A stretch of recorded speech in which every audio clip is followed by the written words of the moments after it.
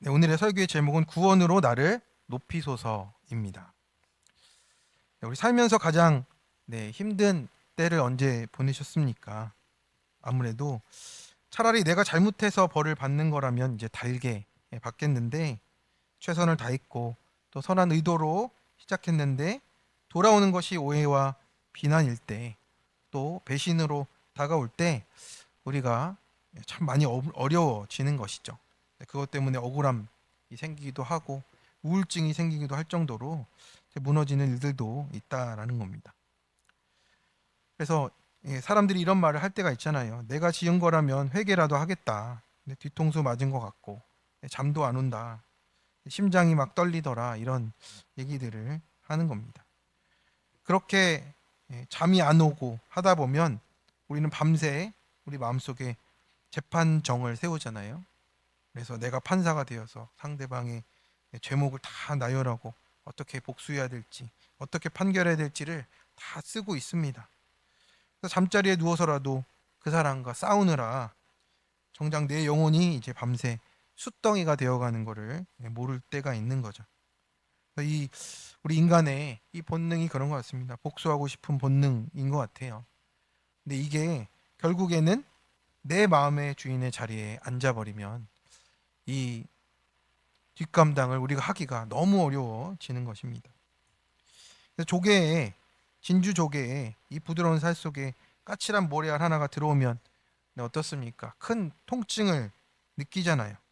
근데 이때 조개가 할 수 있는 것은 무엇입니까? 그 모래알을 이제 원망하면서 스스로 이게 부패하거나 아니면 자기 몸에서 나오는 이 낙하라는 이 진주액으로 이 날카로운 모래를 감싸 안고 하는 겁니다. 근데 오랜 시간 이 통증을 견디며 감싸 안으면 이 나를 힘들게 하고 고통스럽게 하던 이 날카로운 모래알이 빛나는 진주로 나타나는 것을 우리가 보게 되는 것이죠. 그래서 오늘 시편 69편도 다윗이 바로 그 진주를 만드는 과정 속에서 우리에게 보여주는 겁니다. 그래서 오늘 시편 69편은 다윗의 비명이 가득한 시입니다. 이상한 점은 다윗이 잘못해서 당하는 고난이 아니었어요. 그러니까 하나님의 기름 부으심 받은 자였기 때문에 고난을 당했습니다. 거룩하게 살려다 보니 또 하나님을 사랑하고 또 그것을 또 열심으로 살다 보니 세상의 미움을 받는 그 자리에 있게 되었음을 보게 되는 겁니다. 그런데 이 다윗의 비명이 다른 한 분의 또 음성으로 이어지는 거잖아요. 바로 우리 예수 그리스도의 그 십자가로 이어지는 것을 보게 되는 겁니다.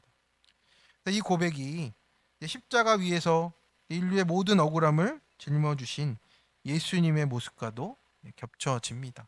그래서 우리가 이 시편 69편을 읽다 보면 예수님의 그 십자가의 고난의 모습들을 또 살펴볼 수도 있습니다. 성도 여러분, 지금 내가 당하고 있는 이 억울한 일들, 나는 최선을 다했지만 선한 의도로 했지만 지금 당하고 있는 이 일들은 재수가 없어서 일어난 일이 아니라는 거예요. 그것은 하나님의 구원 계획 속에 있는 구원의 사건이라고 우리가 말하는 겁니다. 근데 내가 그것을 복수의 칼을 갈아서 살다 보면 그것이 그냥 억울한 사건으로 끝나지만 주님께 맡기면 그것이 나를 살리고 후손을 살리는 구원의 통로가 된다고 오늘 말씀하고 있는 거예요. 그래서 오늘 말씀을 통해서 억울함이 찬양으로 바뀌고 상처가 진주가 되는 역전의 은혜를 누리시기를 축원합니다. 먼저 내가 보복하지 않고 공의의 하나님께 맡겨야 한다라고 말씀하세요. 우리 22절과 23절을 같이 한번 읽어보겠습니다. 시작.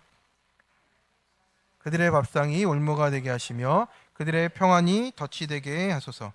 그들의 눈이 어두워 보지 못하게 하시며 그들의 허리가 항상 떨리게 하소서. 아멘. 다윗은 지금 원수들의 악행을 이 앞부분에 다 고발을 했고 이제 그들의 밥상이 올무가 되게 해달라고 이렇게 말하고 있습니다. 이 말씀을 보면 어떻습니까? 성경에 써 있기에는 참 잔인하고 무서운 말들로 써 있지 않나요? 굉장히 저주처럼 보이게 써 있습니다. 그런데 이게 하나님께 지금 탄원하고 있는 거예요. 하나님과 나와의 자리에서 하나님께 내 마음속에 쌓여 있는 이 힘든 마음들, 그리고 이제 보복하고 싶은 그 마음들을 하나님께 온전히 탄원하고 있는 겁니다. 그래서 중요한 것은 다윗이 직접 보복하지 않겠다라는 뜻이에요. 자기의 감정도 그 사람에게 쏟아붓는 것이 아니라 어떻게 하고 있습니까? 하나님께만 쏟아붓고 있어요. 그리고 그는 자기 손으로 해결하지 않습니다. 하나님의 공의에 맡긴다는 뜻입니다. 여기서 이제 밥상에 올무가 되게 해달라는 말은, 이 올무란 뜻은 스스로 빠져드는 덫이라는 겁니다. 근데 그 밥상이 올무가 된다는 게 무엇일까? 이것은 가장 안전하다고 믿었던 자리에서 무너진다라는 뜻이에요. 그러니까 내가 그것을 밥처럼 먹고 있었던 일이잖아요. 근데 그게 나에게 올무가 되었다는 겁니다. 이것으로 나는 잘 될 수 있을 것이고 성공할 수 있을 것이고 드러낼 수 있다 생각했던 이 밥상이 가장 안전하다고 내가 믿었던 자리에서 무너지게 된다는 거예요. 돈이 밥상이면 돈 때문에 망하고요. 자식이 밥상이면 자식 때문에 울부짖게 되는 거예요. 또한 영적인 눈이 어두워지는 하샤크의 재앙이 있다라고 하는 겁니다. 내가 죽는 길로 가면서도 그 축복인 줄로 착각하는 이 무서운 심판을 지금 다윗이 하나님께 탄원하고 있는 거예요. 악인이 결국 자기 죄에 걸려서 넘어지게 될 것이다 라고 하는 겁니다. 그래서 우리는 조금만 억울해도 내 손에 피를 묻히고 싶어 하거나 또 저 인간도 당해봐야 돼 하면서 직접 재판장이 되는 그 판결을 내리는 우리의 모습이 있다라는 겁니다. 그런데 이제 내가 그것을 갚지 않는 것이 오늘 하나님 앞에서 우리가 해야 되는 적용이라고 하는 거예요. 하나님께 맡기면 구속사가 되는 일인데 내가 직접 보복하는 순간 어떻게 됩니까? 나는 피해자에서 또 다른 가해자가 되어버리고 만다라는 거예요.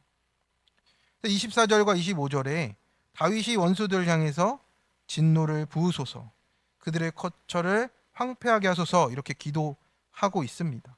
그 이유는 그렇게 말을 하지만 이 모든 고난도 하나님께 있다라는 것을 인정하고 있는 기도인 겁니다. 그래서 내가 갚는 것보다 하나님의 공의가 더 정확하고 더 엄중하게 심판자일 수 없는 나를 그 자리에서 지금 내려놓는 탄원을 하고 있는 겁니다. 26절입니다. 우리 한번 같이 읽어보겠습니다. 무릇 그들이 주께서 치신 자를 핍박하며 주께서 상하게 하신 자의 슬픔을 말하였사오니. 아멘. 여기서 주께서 치신 자는 이제 하나님이 이 허락하신 고난 가운데 있는 자를 뜻하는 거예요. 여기서는 이제 다윗처럼 기름 부음 받은 자지만 지금 우리 같은 택자들도 하나님이 허락하신 그 삶 가운데 우리가 있다라고 하는 거예요. 그래서 지금의 다윗의 고난은 어떤 겁니까? 우연이 아니라 하나님의 손 안에 있는 사건이라는 겁니다. 그래서 지금 내가 당하는 억울함과 고난이 우연히 재수 없어서 당하는 일이 아니라는 뜻이에요. 하나님이 나를 거룩하게 하시려고 허락하신 적용의 사건이 되고 있다라고 하는 겁니다. 그런데 우리는 이 고난의 의미를 보기보다 뭐를 더 봅니까? 나를 괴롭히는 원수의 악행에 더 몰두하잖아요. 저게 나한테 이렇게까지 했어라고 하는 거를 다 카운팅하고 있는 겁니다. 그러니까 내 판단이 100% 맞다라는 확신이 드니까 그것이 우리를 더 교만하게 만드는 겁니다. 내가 뭐 교만하냐 하겠죠. 근데 내가 틀릴 리 없다라고 하는 그 자기 의가 어느덧 하나님보다 더 앞서 있는 모습이 되는 겁니다. 그것이 내 입술에서 저주와 정죄가 멈춰지지 않고 내 판단의 자리에 그 자리에서 내려오지 않고 있는 모습이 우리가 속고 있는 모습이라는 거예요. 나는 당연히 이 자리에 있을 수 있어라는 이 권리를 내가 주장하고 있다라는 겁니다. 그런데 다윗은 그 자리에 있는 게 아니라 어떻게 했습니까? 그 판단의 자리에서 내려오는 겁니다. 27절을 보니 무엇이라 말씀을 합니까? 그들의 죄악에 죄악을 더하사 주의 공의에 들어오지 못하게 하소서라고 했습니다. 그래서 여기서 이제 죄악을 더하다라는 이 단어는 이 죄악이 점점 켜커이 쌓아 올려진다라는 거예요. 이게 쌓아지면 그 죄인은 어떻게 됩니까? 회개를 하지 않으니까 이 죄가 죄를 낳고 그 죄가 산처럼 쌓여서 무엇이 안 보이냐? 하나님의 공의가 안 보이게 되는 거예요. 그래서 우리도 마찬가지예요. 우리가 나는 남보다 착하게 살았어 하는 사람들이 제일 안 보여요. 내 죄가 안 보입니다. 왜냐하면 내가 지은 죄는 죽을 죄가 아니라고 여기기 때문에 그래요. 그런데 항상 성경에서 말하는 죄의 삭은 뭡니까? 사망입니다. 작은 죄도 사망이에요. 큰 죄도 사망입니다. 그러니 내가 하나님 앞에서 회개가 되지 않으면요, 하나님의 공의는 안 보이게 되는 거예요. 그래서 주의 공의에 들어오지 못하게 된다라는 이 청원은 얼마나 무서운 말이 되겠습니까? 그래서 악인은 자기의 생각과 판단의 감옥에 갇히게 됩니다. 그래서 하나님의 공의를 이해할 수도 받아들일 수도 없습니다. 그래서 가장 무서운 심판이 그렇잖아요. 그냥 내버려 둔다라는 거예요. 그래서 이제 죄가 쌓여서 공의에 들어오지 못하면요, 내가 죽을 길을 가도 이게 내 실력이고 능력이다 하면서 내 힘으로 살아가는 그 삶을 끝까지 가게 되어 있습니다. 그래서 내 죄를 보고 공의의 하나님께 엎드리는 것이 구원인데 그 문이 닫혀버리는 무시무시한 일이 생기게 되는 것이죠. 28절에 보면 더 이 공의의 심판보다 더 무서운 일들이 있습니다. 그들을 생명책에서 지우사 의인들과 함께 기록되지 말게 하소서. 이 기도만 읽으면 얼마나 다윗이 이게 지금 어떤 말을 하는 거야 할 겁니다. 그런데 자기가 이 심판하지 않기 위해서, 재판하지 않기 위해서, 보복하지 않기 위해서 지금 기도로만 지금 나아가고 있는 겁니다. 근데 이 지우다는 뜻은 뭡니까? 흔적도 없이 씻어내고 닦아내다라는 뜻이에요. 성도 여러분, 우리가 왜 이토록 억울함을 끝까지 맡기지 못하고 있습니까? 결국에는 내가 틀리지 않았는데 왜 내가 참습니까? 왜 내가 손해 봅니까? 이 마음이 펄펄 살아 있으니 우리 하나님의 공의보다 내 판단을 더 신뢰하고 있는 모습이라는 겁니다. 그래서 내가 피해자라는 사실에만 매몰되면요, 어느새 내 입술이 내 정죄의 칼을 휘두르고 내 마음은 복수의 독을 품고 겉으로는 피해자라고 하는데 속으로는 이제 내가 재판장이 되어서 영적인 가해자가 되는 것도 서슴지 않는 것입니다. 그래서 우리가 억울함이 해석되어야 원망이 그쳐집니다. 그게 억울함이 해석되어야 우리의 사명으로 그 삶이 바뀌어서 나타날 수 있는 거예요. 그래서 우리가 해야 될 일은 내 억울한 감정을 붙들고 씨름하는 것이 아니라 그 사건을 하나님께 패스하는 겁니다. 하나님께 맡겨드리는 거예요. 그러면 하나님이 하나님 되시도록 내가 하나님을 인정하는 삶의 자리에 가게 되는 겁니다. 그래서 내가 죽어지고 내려올 때 비로소 하나님의 공의로운 통치가 내 삶에도 시작이 된다라고 하시는 겁니다. 그래서 오늘도 내가 옳다는 자기 있는 십자가의 못을 받고 내 모든 것을 아시는 공의의 하나님께 내 억울한 사정을 눈물로 아뢰면 그것이 주님이 하시는 일로 시작되실 줄로 믿습니다. 적용 질문입니다. 내 밥상이 나에게 올무가 된 사건은 무엇입니까? 하나님보다 더 의지하고 평안을 누리는 밥상은 이 도리어 가시가 되지 않습니까? 억울해서 잠 못 드는 내 마음의 피고는 누구입니까? 그 사건을 공의의 하나님께 맡기려고 내가 내려놓아야 될 판단과 정죄는 어떤 것이 있습니까? 두 번째입니다. 내 가난과 슬픔을 찬양의 제사로 드릴 때 공고한 마음을 소생시켜 주십니다. 우리 1대지에서 보면 다윗은 원수 갚는 것을 하나님의 공의에 맡겼습니다. 이제 그 공의의 절정에서 다윗은 29절에 자신의 진짜 상태를 대면하며 하나님께 나아가고 있어요. 이제 공의의 기도를 다 드렸습니다. 우리도 기도할 때 어떻습니까? 네.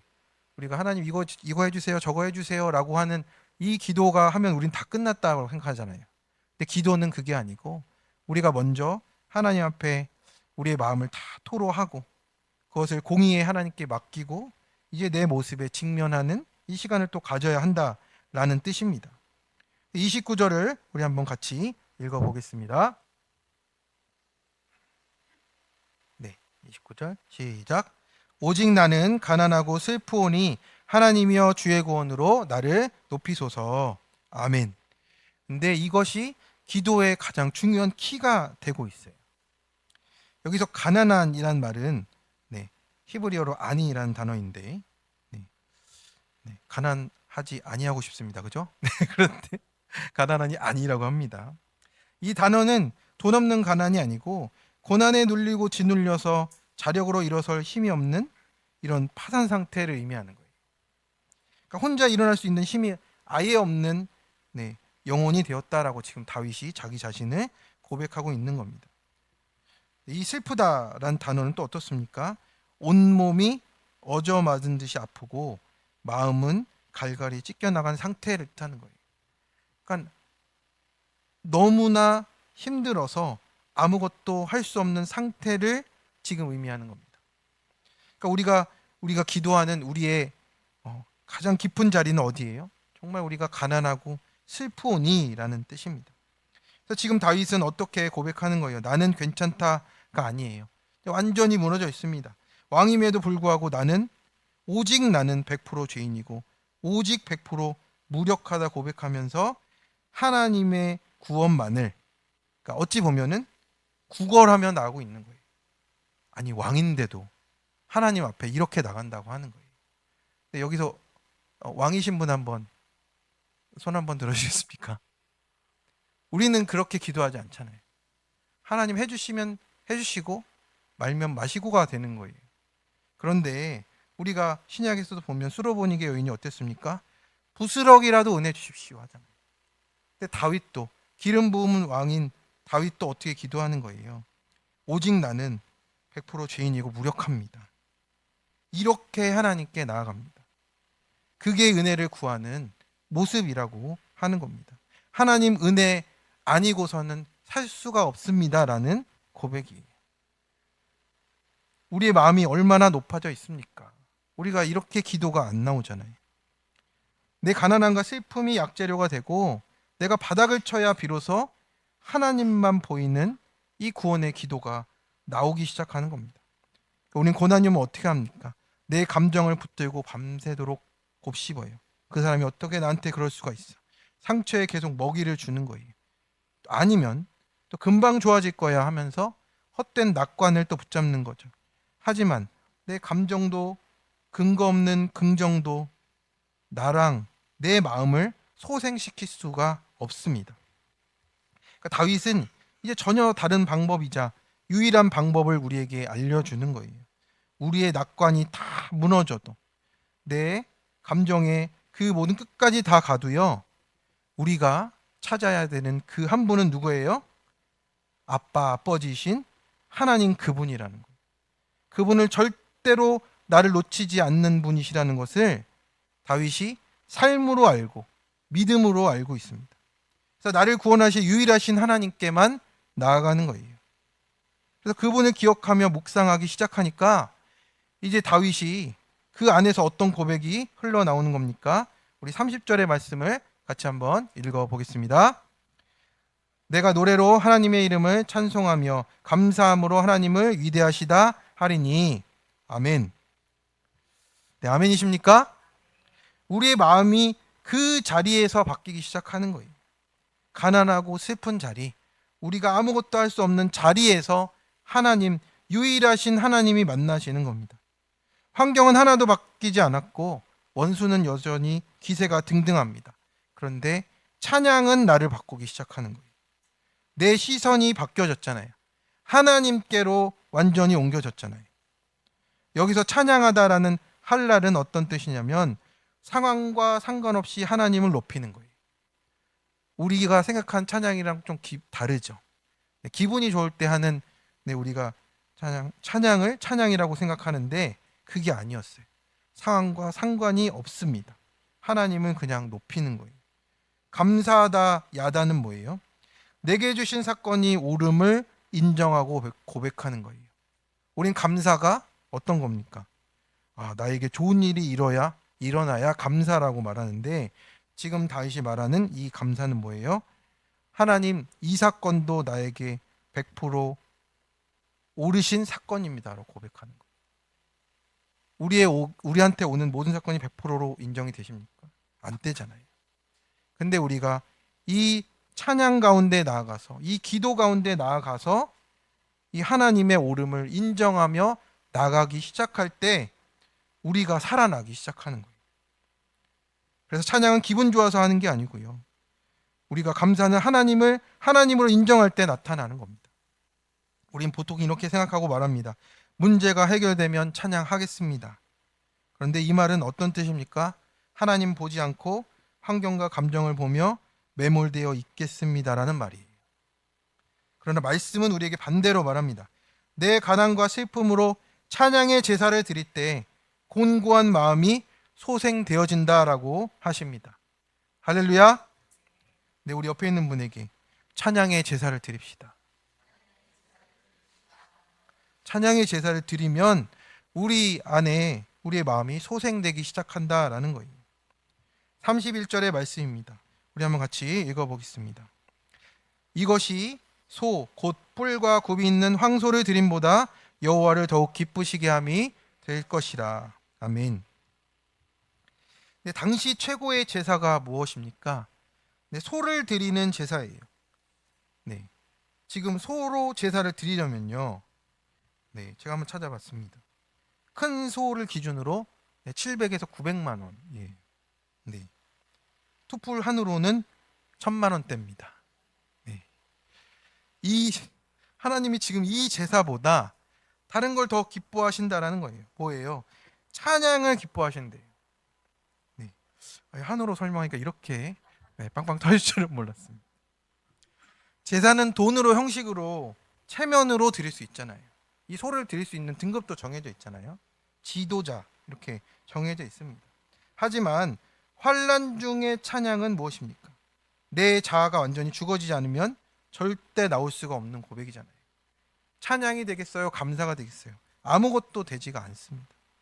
근데 가장 큰 기적은 그래서 뭡니까? 사건 해결이 아니고 고난 중인데 내가 하나님이 옳다고 고백이 되는 거예요. 하나님께 찬양이 나오는 거예요. 그게 기적이라고 오늘 말씀을 하십니다. 이렇게 드려지는 찬양의 제사가 드려지면 어떤 은혜가 나타납니까? 우리 32절 말씀 한번 같이 읽어보겠습니다. 시작. 공고한 자가 이를 보고 기뻐하나니 하나님을 찾는 너희들아, 너희 마음을 소생하게 할지어다. 아멘.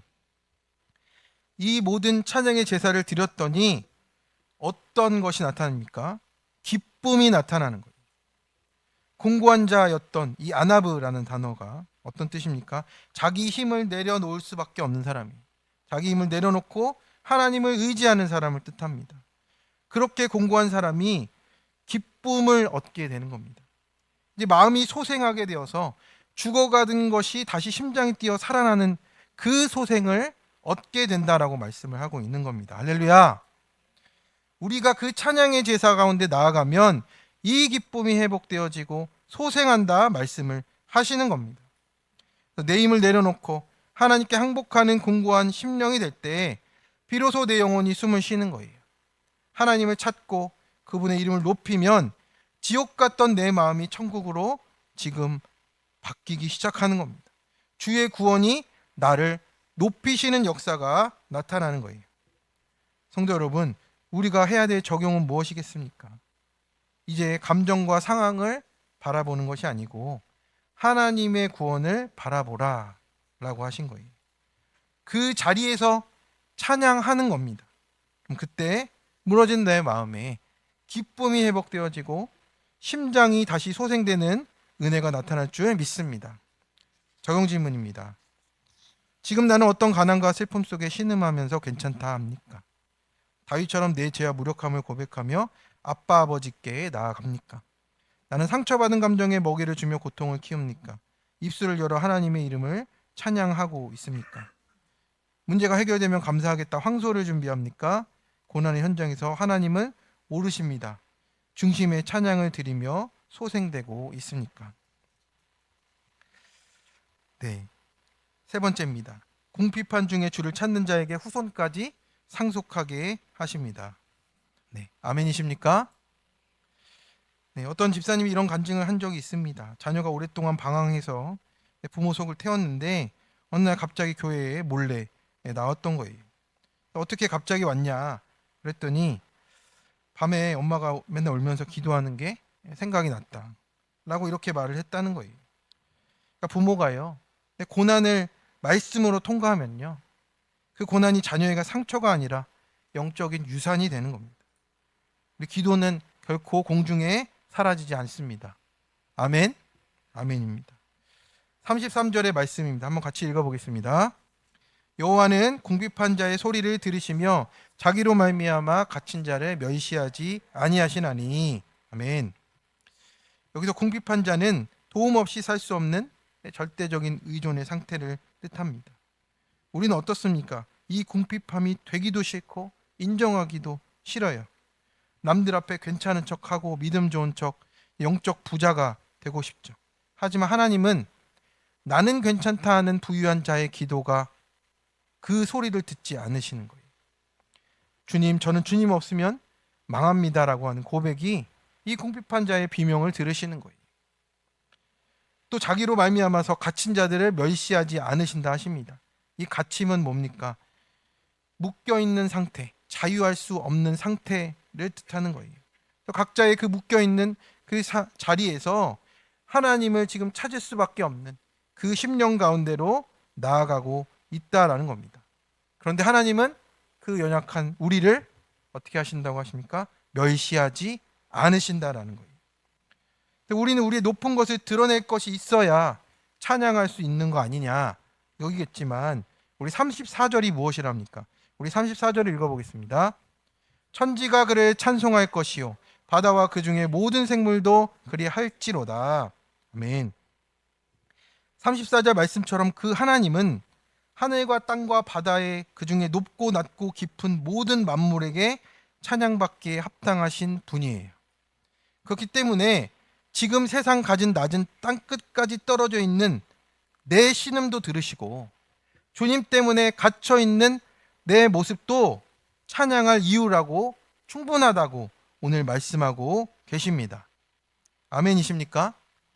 아멘. 우리가 드러내는 것으로 하나님을 찬양하고 찾는 것이 아니에요. 우리에게 주신 이 상황 가운데 하나님을 찬양하는 것이 우리를 살린다고 말씀하시는 겁니다. 이제 그 하나님의 은혜가 어디까지 미칩니까? 우리 35절과 36절의 말씀입니다. 우리 한번 읽어보겠습니다. 하나님이 시온을 구원하시고 유다 성읍들을 건설하시리니 무리가 거기에 살며 소유를 삼으리로다. 그의 종들이 후손이 또한 이를 상속하고 그의 이름을 사랑하는 자가 그 중에 살리로다. 아멘. 하나님은 우리를 단순히 회복시키는 데서 멈추지 않으십니다.